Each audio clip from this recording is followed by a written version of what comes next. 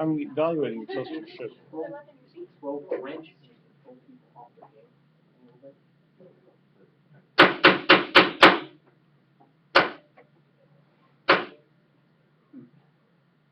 All right, we're back. We have two amazingly awesome speeches today. And first, I think this is yours. No, right? I have a second. Oh, that was my guess. But no, our world traveler, Nick. Nick, you come up here and give us our rain-oriented talk about Africa. Thank you, Vince. All right. Good morning, everyone. Morning. Good morning. Great time.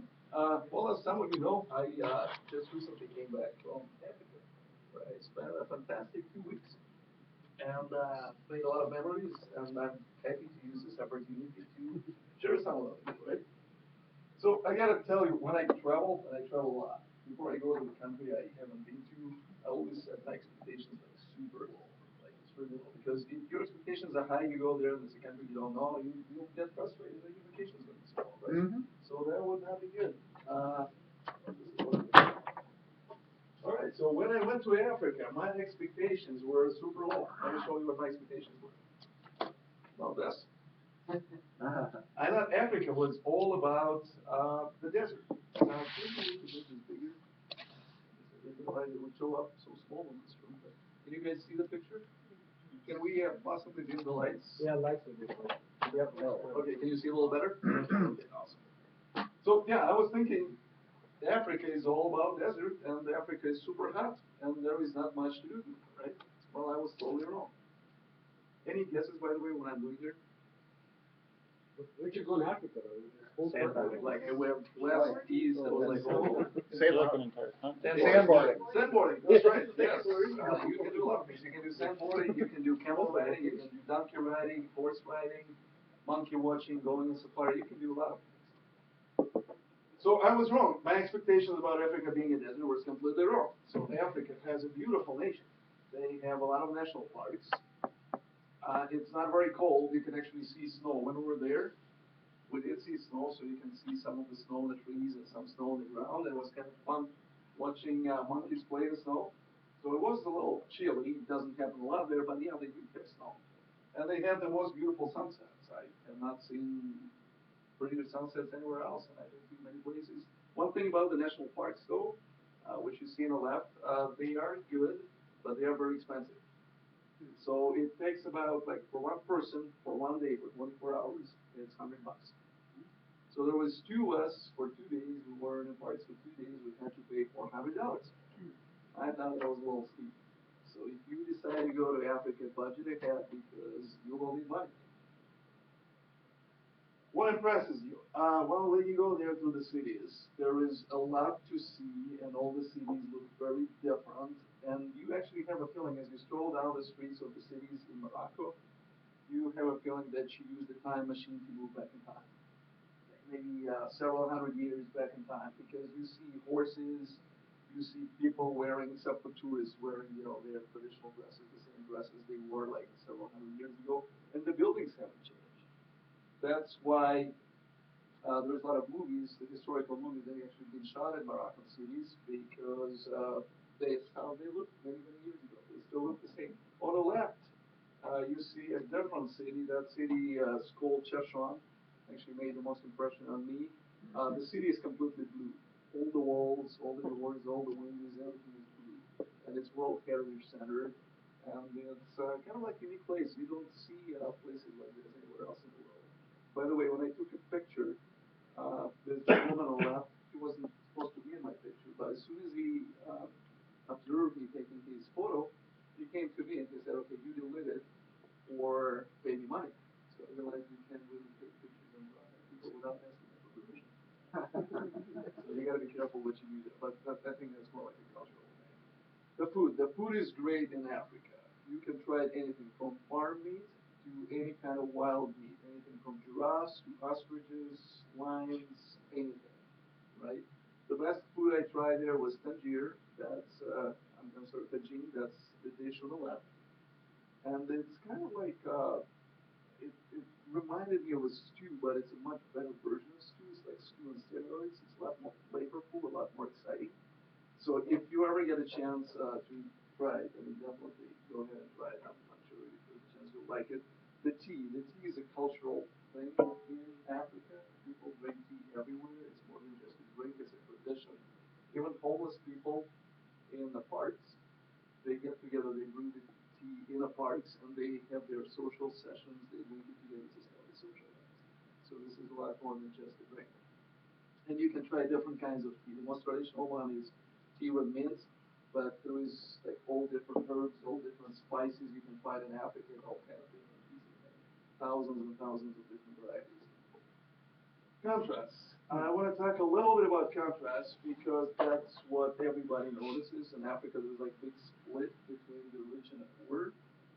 Uh, the rich would be living in buildings and condominiums like this and working in the office buildings like that. So not a lot different from what how we live here.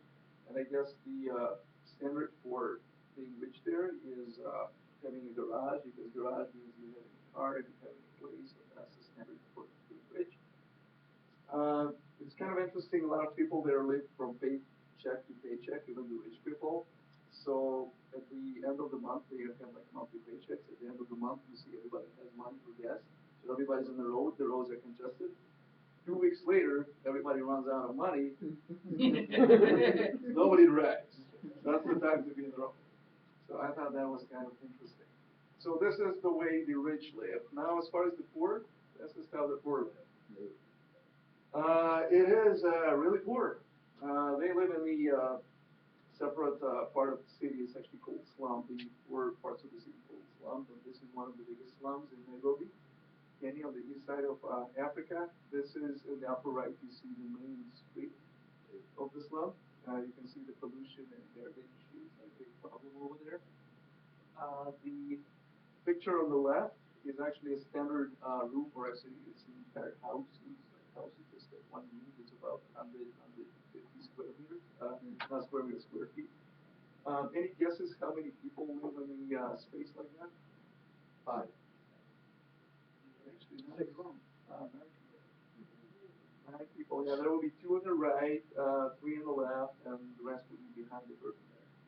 So the space is really confined. So that's really poor. So I found it a little disturbing. And then there is a third category of people. They're Maasai Mara tribes. They're like the original tribes of Africa, and they're not poor or rich. They kind of are different because they have their own, way of measuring the richness. They don't use money. They use cattle. And your degree of richness is how many cattle you have. The more cattle you have, the more successful you are. The more wives you can have, and everything else. So it's a different culture. And what's interesting, Masai Mara, they're happy in themselves. They really don't want to move back to the big cities. And this is true for a lot of people in Islam.